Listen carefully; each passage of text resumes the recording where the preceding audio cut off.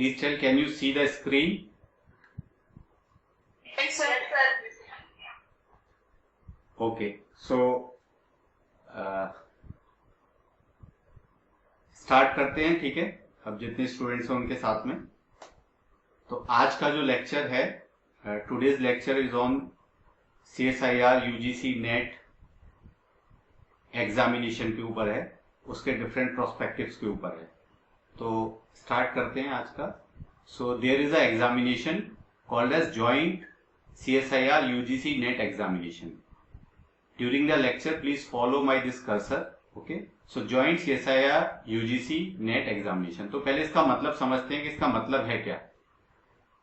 UGC university grant commission, okay, एक हमारी commission है जिसको हम UGC कहते हैं, जो ऑल ओवर इंडिया की जितनी भी यूनिवर्सिटीज हैं उनको रेगुलेट करती है, रेगुलेटरी बॉडी है। इसमें CSIR क्या है, council of scientific and industrial research, एक और हमारी गवर्नमेंट की साइंटिफिक एंड इंडस्ट्रियल रिसर्च की एजेंसी है जिसको हम CSIR कहते हैं।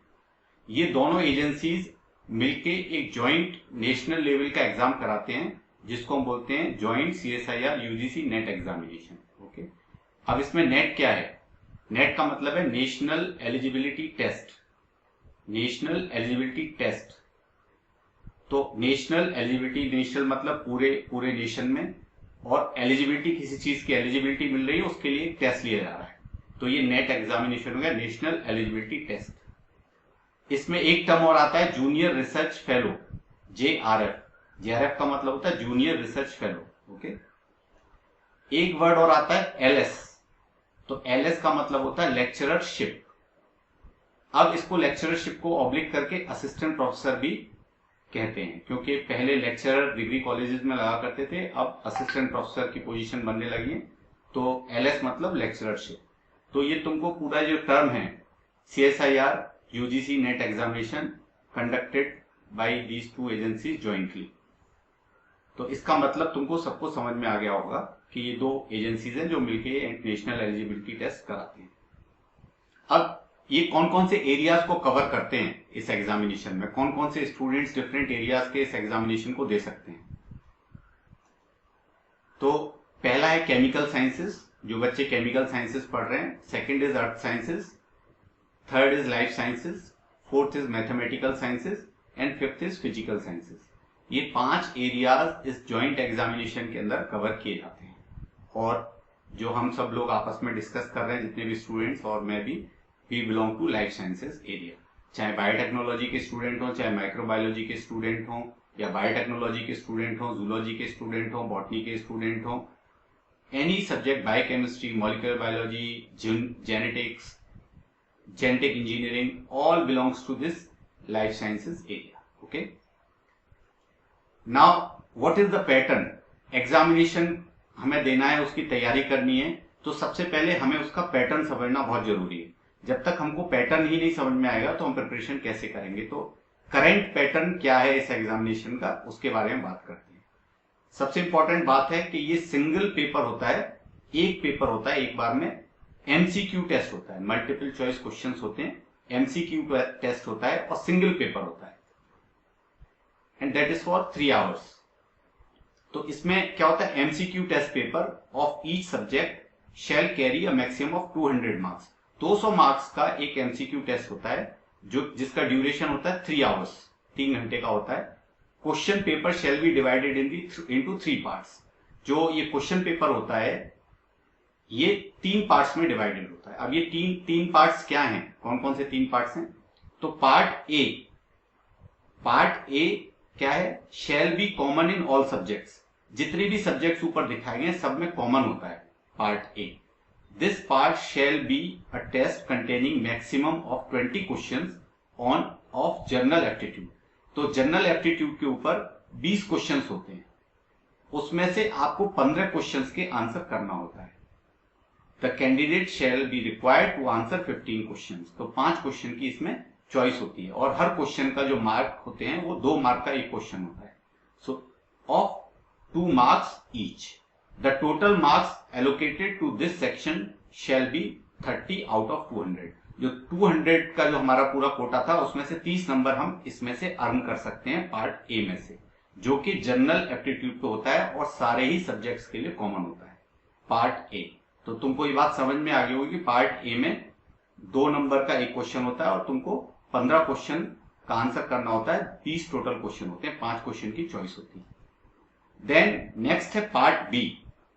This part shall contain subject related conventional MCQs. मतलब तुम्हारे जो कोर सब्जेक्ट्स हैं, अगर फॉर एग्जांपल हम लाइफ साइंसेस की बात कर रहे हैं तो लाइफ साइंसेस के जो कोर सब्जेक्ट्स हैं, मॉलिक्यूलर बायोलॉजी है, जेनेटिक्स है, बायोकेमिस्ट्री है, इम्यूनोलॉजी है, जो भी कोर सब्जेक्ट्स हैं उसके जो कन्वेंशनल एमसीक्यूज होते हैं सब्जेक्ट रिलेटेड, वो इसके अंदर होती हैं। The total marks allocated for this section shall B 70 out of 200।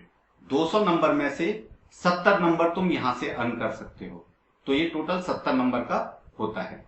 The maximum number of questions to be attempted shall be in the range of 35। मतलब आपको 35 क्वेश्चन अटेम्प्ट करने होते हैं, कितने में से? 50 क्वेश्चन में से। तो टोटल 50 क्वेश्चन होते हैं इसमें, जिसमें से आपको 35 क्वेश्चन करने होते हैं। और ये कन्वेंशनल कोर सब्जेक्ट्स जो होते हैं, जो लाइफ साइंसेस का बच्चा है तो लाइफ साइंसेस के होंगे, केमिकल साइंसेस का तो केमिकल साइंसेस के, फिजिकल साइंसेस का तो फिजिक्स के, तो कोर सब्जेक्ट्स के क्वेश्चन होते हैं 35। तो यहाँ पे आपको अच्छी खासी चॉइस मिल जाती है, 15 क्वेश्चन की चॉइस है, 35 क्वेश्चन करने हैं, ठीक है। तो पार्ट बी तुमको क्लियर हो गया होगा। पार्ट सी बहुत इंपॉर्टेंट है। Part C is the main part. Part C shall contain higher value questions. और ये सीएसआईआर कह रहा है, ये सारी बात है, ये मैंने अपने आप नहीं टाइप करी, सीएसआईआर की ये नोटिफिकेशन हैं। Higher value questions that may test the candidate's knowledge. अब कीवर्ड्स देखते हैं यहाँ पे, साइंटिफिक कॉन्सेप्ट्स।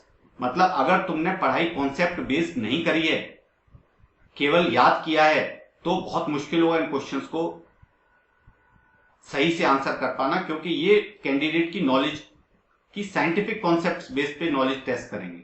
और एप्लीकेशन ऑफ साइंटिफिक कॉन्सेप्ट्स, कि साइंटिफिक कॉन्सेप्ट्स का क्या एप्लीकेशन है, उसके ऊपर ये क्वेश्चंस होंगे। The question shall be of analytical in nature.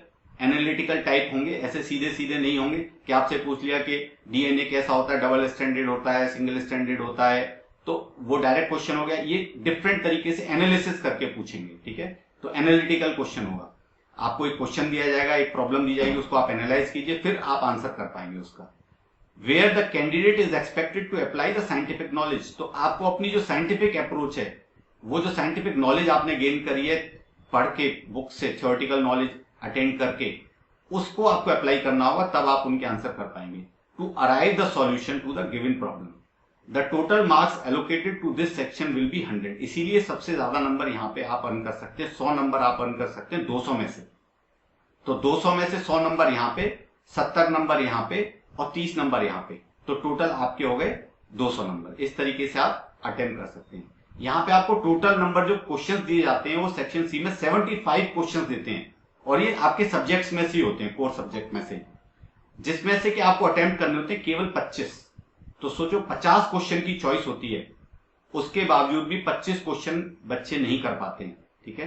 क्योंकि इसमें आपको जो पढ़ाई करनी है, जो नॉलेज गेन करनी है, वो साइंटिफिक कॉन्सेप्ट बेस्ड नॉलेज करनी है। एप्लीकेशन, जो कॉन्सेप्ट बेस्ड जो एप्लीकेशन है, उसके ऊपर आपको नॉलेज गेन करनी है।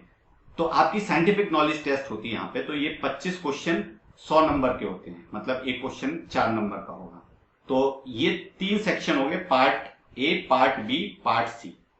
तो ये बात तुम सबको समझ में आ गई होगी कि net, CSIR, UGC net examination क्या है, यूजीसी का मतलब क्या है, सीएसआईआर का मतलब क्या है, नेट का मतलब क्या है, जूनियर रिसर्च फेलोशिप जेआरएफ का मतलब क्या है, लेक्चरशिप एलएस का मतलब क्या है, किस किस एरियाज में होता है और क्या पैटर्न है। सबसे इंपॉर्टेंट बात, negative marking for wrong answers it is there. तो अगर आपने कोई गलत आंसर किया तो उसके लिए आपको नेगेटिव मार्किंग मिलेगी। तो ये एक बहुत क्रिटिकल बात है, इसको बहुत ध्यान रखना है कि आप अगर गलत क्वेश्चन करेंगे, आंसर गलत करेंगे, तो आपको उसका नेगेटिव मार्किंग जाएगी।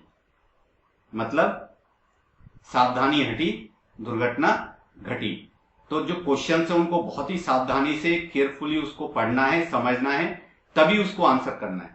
और अगर आपको लगता है कि आप उस क्वेश्चन को बिल्कुल समझ नहीं पा रहे हैं और उसका आंसर आपको बिल्कुल भी नहीं आता है, तो डोंट ट्राई दैट, बिकॉज सावधानी हटेगी और दुर्घटना घट जाएगी। अब आगे बात करते हैं एक इसके क्वेश्चन एंड मार्क्स का डिस्ट्रीब्यूशन एक बार फिर से देख लेते हैं। वहां तो मैंने बताया, एक बार यहां देख लेते हैं क्या है। पार्ट ए में मैंने आपको बताया नेचर ऑफ क्वेश्चन है general aptitude. Total number of question आएंगे आपको 20 में से करने होंगे आपको 15। मैक्सिमम मार्क्स हैं 30। इसका मतलब एक क्वेश्चन का नंबर आपको मिलेगा 2 नंबर।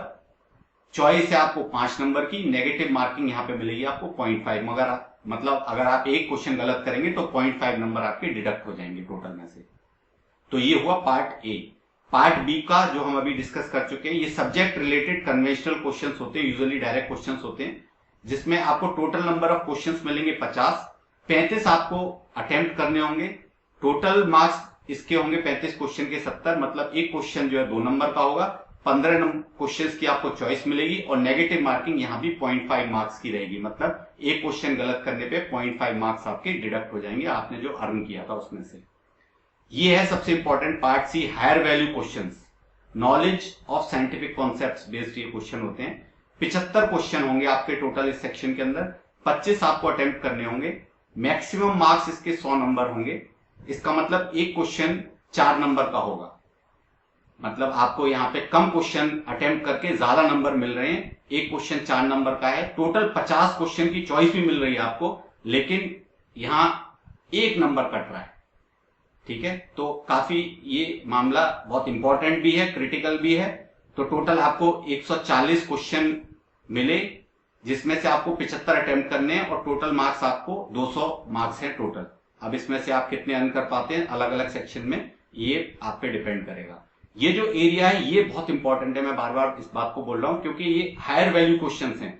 अगर आपने कॉन्सेप्ट बेस्ड लर्निंग करी है तो आप यहाँ पे कम क्वेश्चन अटेम्प्ट करके ज्यादा मार्क्स अर्न कर सकते हैं। तो मतलब यहाँ रिस्क है।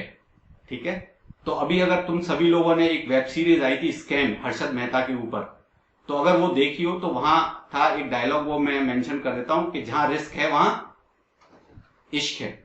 तो रिस्क है तो इश्क है। तो इस पर्टिकुलर पार्ट सी से इश्क करो, इसी को पढ़ो, इसी कॉन्सेप्ट बेस्ड नॉलेज को करो। तो रिस्क उठाओगे तो ज्यादा तुमको मार्क्स मिलेंगे, तभी तुमको अचीव होगा। तो रिस्क है तो इश्क है। ठीक है, लेकिन यहां पे एक जिगर मुरादाबादी का एक शेर है, वो मैं तुम लोगों को बता देता हूं। जिगर मुरादाबादी ने कहा था कि है इश्क नहीं आसान, बस इतना समझ लीजिए, एक आग का दरिया है और डूब के जाना है। तो इश्क कोई आसान नहीं होता है। तो ये जो सेक्शन सी है ये एक समझ लो आग का दरिया है। तो उन्होंने कहा था जिगर मुरादाबादी ने कि है इश्क नहीं आसान, बस इतना समझ लीजिए, एक आग का दरिया है और डूब के जाना है। तो ये सेक्शन सी जो है आग का दरिया है, ये समझ लो। यहां सावधानी हटी तो दुर्घटना 1 नंबर की घटेगी, 1 नंबर कटेगा। तो जितना ज्यादा आप रिस्क ले रहे हो उतने नंबर भी आपके ज्यादा कट सकते हैं, जितने ज्यादा मिल सकते हैं।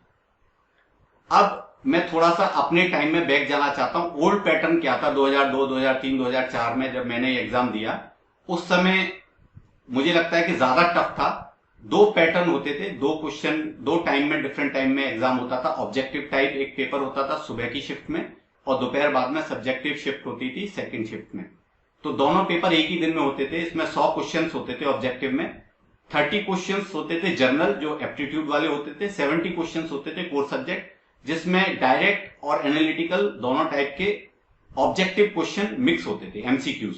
ये सब्जेक्ट में से होते थे, कोर सब्जेक्ट में से। सब्जेक्टिव नहीं होते थे, कोर सब्जेक्ट में से एमसीक्यूज होते थे, मिक्स होते थे, एनालिटिकल भी होते थे, डायरेक्ट भी होते थे। तो टोटल 100 नंबर का होता था और नेगेटिव मार्किंग भी होती थी। उसके बाद होता था दोपहर बाद में, जब आपने एग्जाम दे लिया तो फिर लंच के बाद में सेकेंड शिफ्ट होती थी, जिसमें अराउंड 60 क्वेश्चन के करीब आते थे, जहां तक मुझे याद है 50 या 60। सब्जेक्टिव पेपर ये होता था। इसमें आपको 15 क्वेश्चंस के आंसर करने होते थे और एक बुकलेट मिलती थी जिसमें हर पेज के लिए एक गिवन स्लॉट होता था। एक पेज पे 2 आंसर होते थे और ये सारे के सारे 15 क्वेश्चन सब्जेक्टिव होते थे, analytical, knowledge based, concept based analytical question होते थे। जहां अभी आपके एनालिटिकल बेस्ड ऑब्जेक्टिव क्वेश्चन है, वहां सब्जेक्टिव होते थे, मतलब आपको लिखना पड़ता था सारा का सारा, और ये भी लगभग 100 नंबर का होता था। अब इसमें और ये प्रॉब्लम थी कि पहले वाले को हम प्रीलिम्स कहते थे, जो दूसरी शिफ्ट होती थी इसको मेंस एग्जाम कहते थे। दोनों का रिजल्ट अलग अलग आता था। तो जब अगर आप फर्स्ट प्रीलिम रिजल्ट आता था, if you will qualify that, then only mains sheet will be considered. अगर आपने प्रीलिम अच्छा नहीं किया, उसमें फेल हो गए और मेंस आपने अच्छा किया तो कोई फायदा ही नहीं होता था। प्रीलिम्स में ही आपका नंबर कट जाता था, मेंस की कॉपी नहीं चेक होती थी। तो प्रीलिम क्वालिफाई करना बहुत इंपॉर्टेंट होता था। तो पहले आप प्रीलिम का क्वालिफाई करते थे, फिर मेंस की शीट कंसीडर होती थी वैल्यूएशन की, और जब आप मेंस भी क्वालिफाई कर लेते थे तब आपको नेट एलएस या जेआरएफ मिलता था। After that mains result will be declared. तो कंबाइंड रिजल्ट डिक्लेयर होता था बाद में से, पहले प्रीलिम का होता था फिर मेंस का होता था, तब आपको मिलता था कि नेट एलएस मिला है या जेआरएफ मिला है। I had all the experiences. अब जब मैंने ये एग्जाम दिया तो मुझे हर तरीके के एक्सपीरियंसेस मिले। कैसे मिले? मैंने क्वालिफाई किया, प्रीलिम्स एंड मेंस दोनों क्वालिफाई किया। पहले प्रीलिम्स का रिजल्ट आया, वो मुझे क्वालिफाई हो गया, फिर मेंस का रिजल्ट आया, वो भी क्वालिफाई हो गया, और मुझे मिली लेक्चररशिप जब मैं एमएससी के 3rd सेमेस्टर में था। तो एक ही एक्सपीरियंस हो गया। जैसे ही ये क्वालिफाई हुआ मैं ओवर कॉन्फिडेंट हो गया, और उस ओवर कॉन्फिडेंस में अगली बार जब एग्जाम दिया तो not qualified even prelims due to over confidence. मैं एक्सेप्ट कर रहा हूं कि ओवर कॉन्फिडेंस में आने की वजह से मैंने उतनी पढ़ाई नहीं करी और प्रीलिम भी क्वालिफाई नहीं हुआ, जिसकी वजह से मेंस की कॉपी ही नहीं चेक हुई। तो एक ये वाला एक्सपीरियंस भी हो गया। फिर मुझे एक और एक्सपीरियंस मिला, क्वालिफाइड प्रीलिम्स एंड मेंस और जेआरएफ के साथ में। तो मैंने एक ये भी जो है एक्सपीरियंस कर लिया। फिर दोबारा भी मैंने एक बार और क्वालिफाई किया, प्रीलिम्स एंड मेंस दोनों, और वो भी जेआरएफ के साथ में। तो ऑलमोस्ट मैंने सारे एक्सपीरियंसेस कर लिए, और 3 बार जो है नेट मैंने क्वालिफाई किया। अब बात आती है how many hours one has to study. ये बहुत इंपॉर्टेंट क्वेश्चन है, ज्यादातर स्टूडेंट्स पूछते हैं कि साहब कितने घंटे पढ़ें। अब इसमें ये डिफरेंट है, differ from student to student, there is no fix rule. ठीक है, मेरे से अगर कोई पूछेगा तो मैं अपने हिसाब से स्टूडेंट्स को 2 कैटेगरीज में डिवाइड करूंगा। I will divide students into 2 categories. एक वो कैटेगरी जो एमएससी या बीटेक या कोई भी प्रोग्राम परस्यू कर रहे हैं, ठीक है, मतलब अभी पढ़ रहे हैं उसमें, ठीक है, और एक वो जो एमएससी या बीटेक कंप्लीट कर चुके हैं या एमटेक कंप्लीट कर चुके हैं, ठीक है, वो स्टूडेंट्स। तो 2 तरीके की कैटेगरी हो गई। एक तो जो स्टूडेंट्स अभी पढ़ाई कर रहे हैं, परस्यूइंग हैं, और एक वो जो कंप्लीट कर चुके हैं और अब तैयारी कर रहे हैं, अभी भी एग्जाम देंगे। तो इनके लिए तो मेरा मानना है, मेरा सजेशन है कि 8 आवर्स पर डे आप यूनिवर्सिटी में या अपने इंस्टीट्यूट में पढ़ रहे हैं, उस 8 घंटे में से मैं 110% श्योर हूं कि आप 2 घंटे, इन 8 घंटों में से भी 2 घंटे आप हर दिन नेट के लिए निकाल सकते हैं। इतना टाइम यूनिवर्सिटी में होता है कि आप 2 घंटे स्टिल एवरी डे अपना जो रेगुलर पढ़ाई है जो आपके डिग्री के लिए, उसके अलावा 2 घंटे नेट के लिए आप निकाल लें। लाइब्रेरी में बैठ के पढ़ लें, क्लासरूम में पढ़ लें, या कहीं पार्क में बैठ के, अलग से ग्राउंड में बैठ के पढ़ लें, जैसे भी आपको ठीक लगे। इसके अलावा वापस घर जाके plus 3 more hours per day for net after university. University से घर जाने के बाद या हॉस्टल जाने के बाद आप 3 घंटे, 2 से 3 घंटे डेली नेट के लिए पढ़ाई करें, बिल्कुल डेडिकेटेडली नेट के लिए। ठीक है, तो ये उनके लिए है मेरी तरफ से जो बच्चे अभी परस्यू कर रहे हैं एमएससी या बीटेक। तो इतनी पढ़ाई तो आपको करनी पड़ेगी।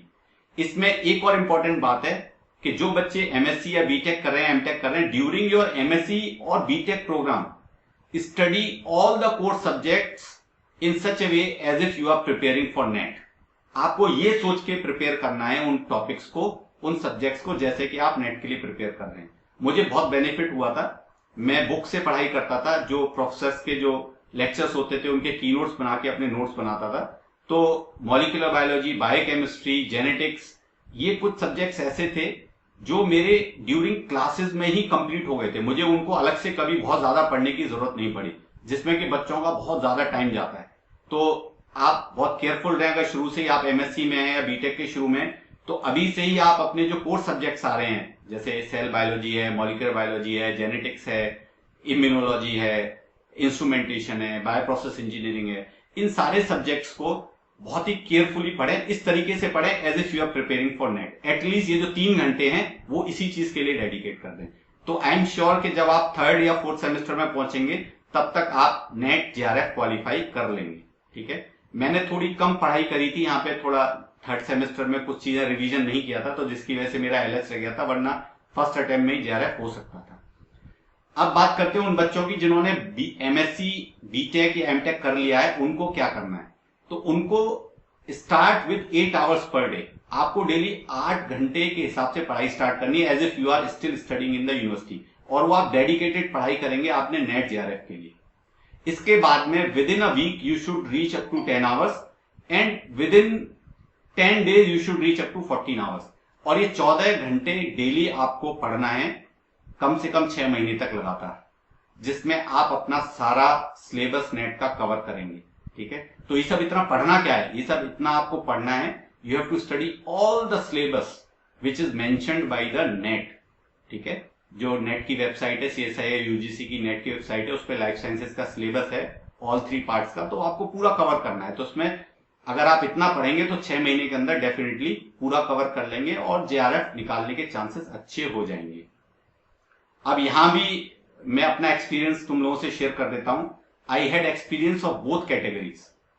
MSc के टाइम का भी मेरा एक्सपीरियंस है और जब मैंने MSc कंप्लीट कर ली उसके बाद का भी एक्सपीरियंस है। So I had experience of both categories and gone through first success during my MSc I got LS, then failure during and after my MSc, then again got success after my MSc।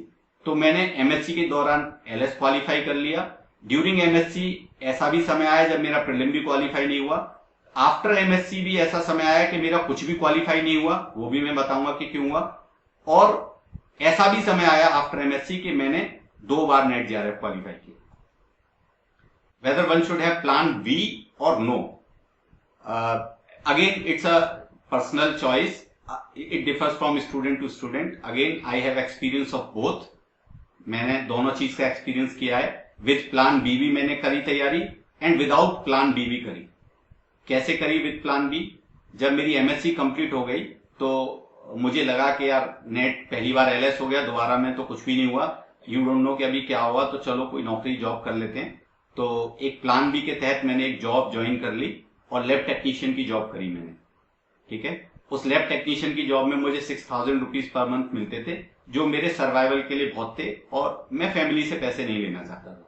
सो मैंने plan B set किया था कि ठीक है LS मेरे पास है, मैं कहीं लेक्चरशिप और अप्लाई कर लूंगा, अभी टेक्नीशियन मिल रही है, then I will keep studying और मैं नेट JRF क्वालिफाई कर लूंगा।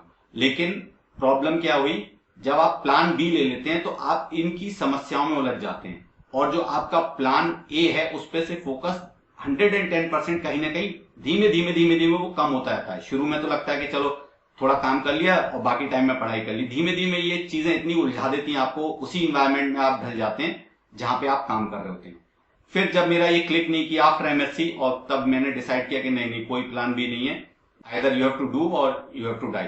तो मैंने कहा ठीक है छोड़ो प्लान बी को, प्लान बी मैंने ड्रॉप किया, जॉब छोड़ दी मैंने, and then I started preparing separately for NET exam. तो प्लान बी के बिना भी मैंने किया, और प्लान बी के बिना जब मैंने किया तो मेरा हो गया। तो मैंने जब प्लान बी ड्रॉप किया तो मैंने ये सोचा था या तो नेट JRF करके मैं PhD करूंगा या फिर मैं कुछ नहीं करूंगा, अपने शहर वापस चला जाऊंगा और कुछ काम कर लूंगा। Okay, so that was my thought, but it depend upon student to student, person to person vary करता है।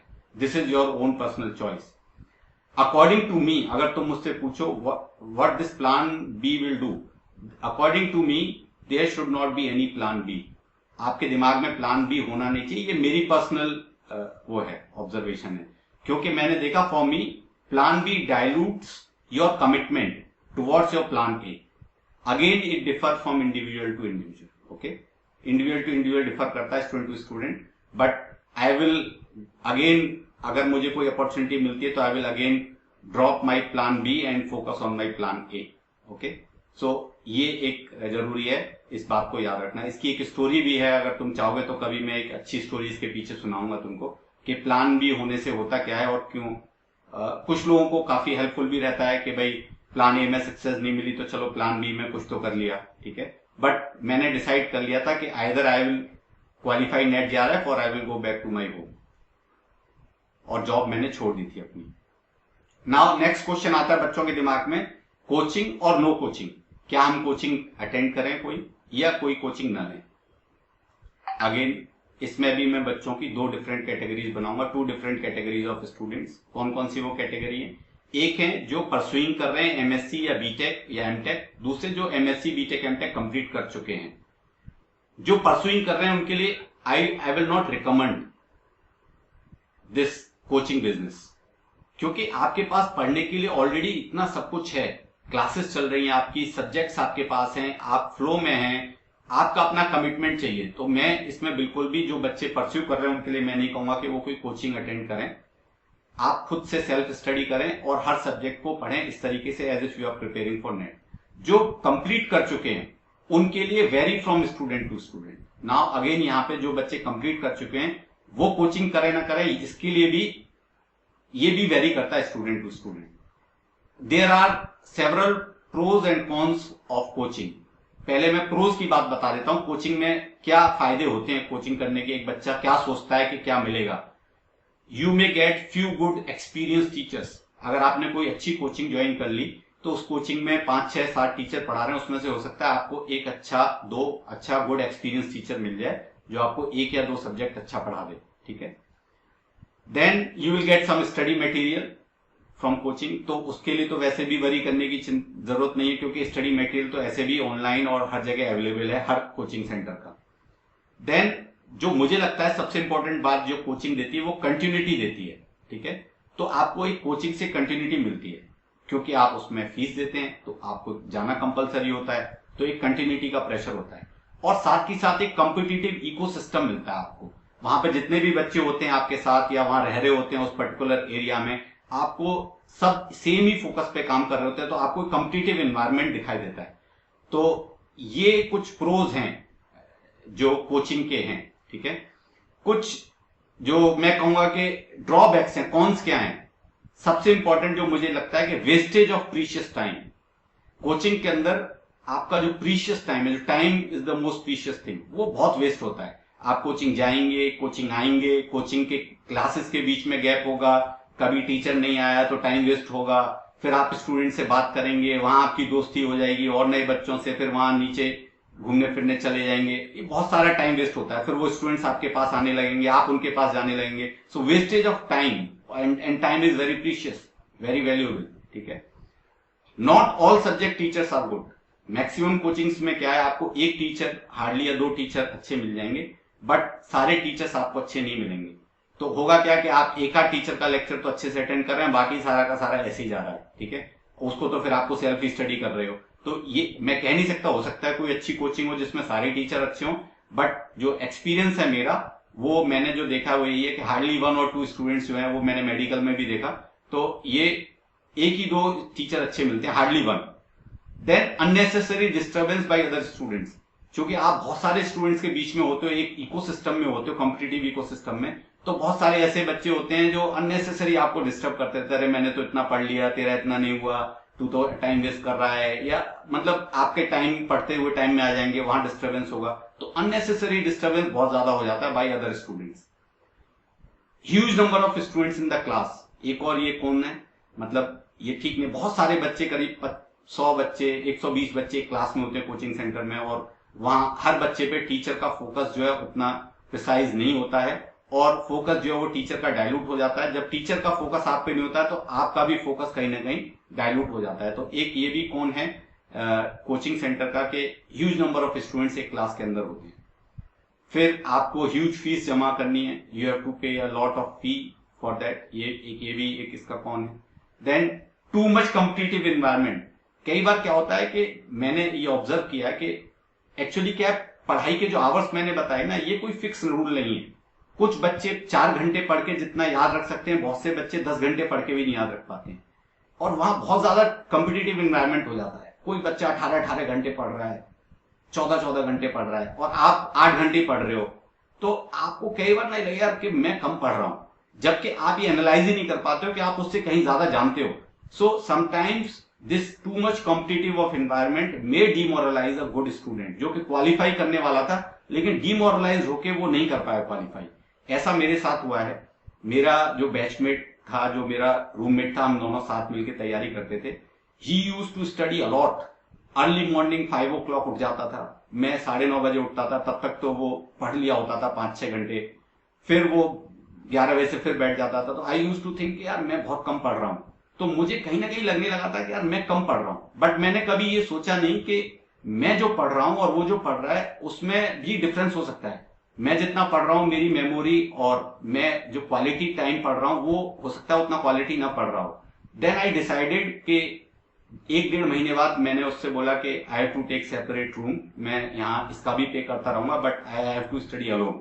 तो मैंने उससे अपने आप को इस इश्यू को खत्म करने के लिए मैंने एक अलग से रूम लिया और फिर खुद सेल्फ स्टडी अकेले ही करता रहा। मैंने देखा ही नहीं कि कोई दूसरा क्या कर रहा है, सेल्फ एनालिसिस ज्यादा करी कि हाँ मैं अच्छा कर रहा हूं कि नहीं कर रहा हूं।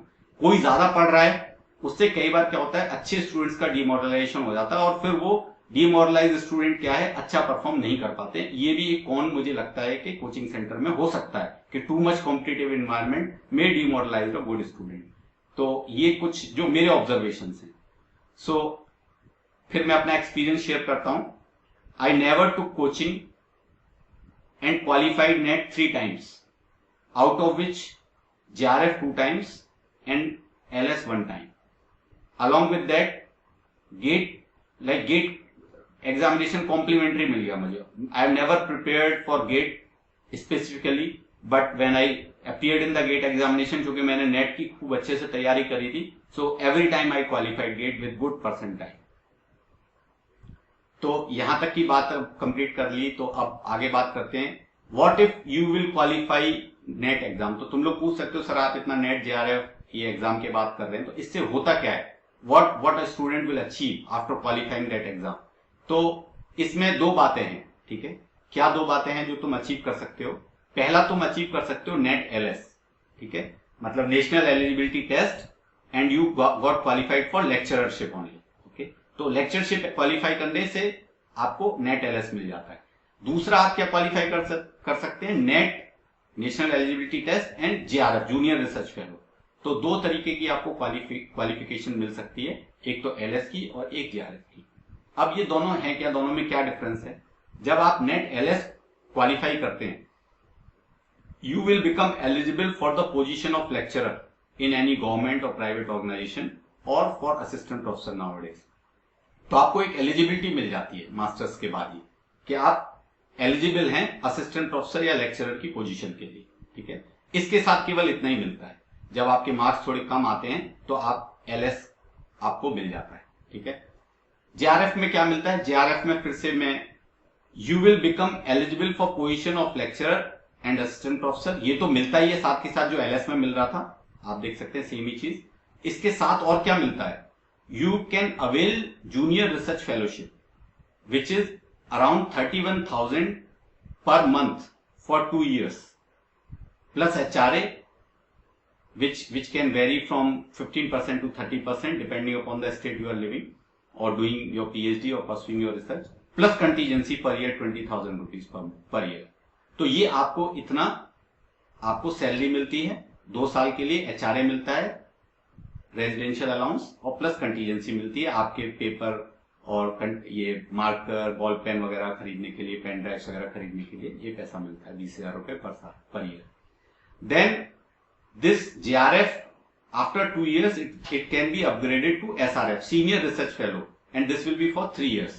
तो नेक्स्ट ईयर्स आपको 35,000 रुपीज पर मंथ मिलेंगे for the next 3 years plus HRA plus contingency. Okay, तो HRA आपका उसी एस्पेक्ट में बढ़ जाएगा क्योंकि आपका HRA जो आपकी सैलरी होती है उसका परसेंटेज होता है। तो पहले आपको 31,000 रुपए का मान लो 30% मिल रहा था तो आपको 35,000 रुपए का 30% मिलेगा। अगर आप हॉस्टल में रह रहे हैं तो आपको HRA नहीं मिलेगा, आपका HRA उसी यूनिवर्सिटी या इंस्टीट्यूट में सबमिट हो जाएगा, ठीक है। फॉर एग्जाम्पल मैं एम्स से PhD कर रहा था तो I was not claiming HRA मेरा एम्स में ही जमा हो जाता था और उसके बदले में मुझे एम्स ने फ्री ऑफ कॉस्ट हॉस्टल दिया हुआ था, ठीक है। सो these are the things which you can avail, and with this whole fellowship for 5 years you can pursue your PhD from a very good reputed institute।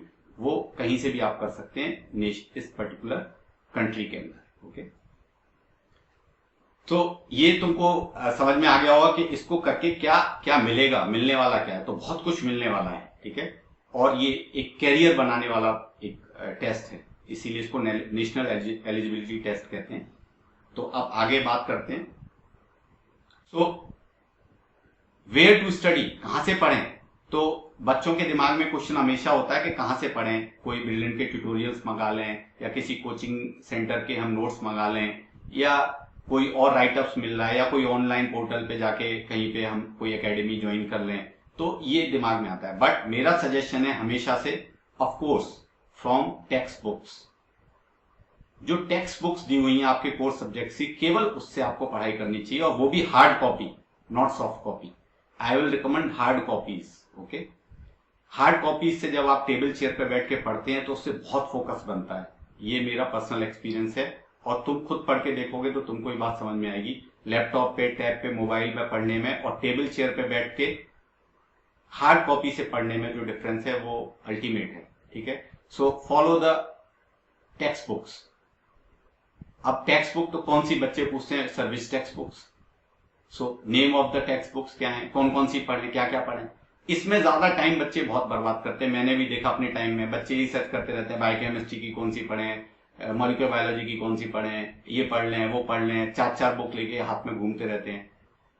ज्यादा इस सब में टाइम वेस्ट करने की जरूरत नहीं। कुछ स्टैंडर्ड बुक्स हैं, मैं उनके नीचे नाम बता रहा हूं, तुम उनको फॉलो करो।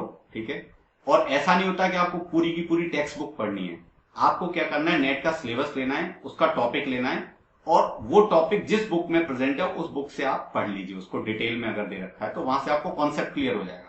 और उस टॉपिक को पढ़ने के बाद उसके ऊपर जो एनालिटिकल क्वेश्चंस दिए हुए हैं उस बुक में पीछे, उनको जरूर सॉल्व करें।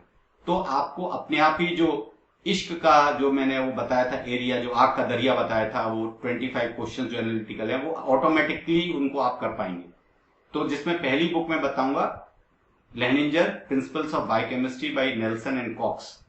ये मैंने सबसे पहले खरीद ली थी। ये बायोकेमिस्ट्री मॉलिक्यूलर बायोलॉजी का ग्रंथ है। इसको पढ़ के ही मुझे ये मोटिवेशन मिला, जैसे इसमें यह प्रोटीन का स्ट्रक्चर बन रहा है, तो मुझे इंटरेस्ट आया कि प्रोटीन पर रिसर्च करनी चाहिए। देन नेक्स्ट बुक मैंने खरीदी थी प्रेस्कॉट माइक्रोबायोलॉजी। ये भी एक बहुत अच्छी बुक है।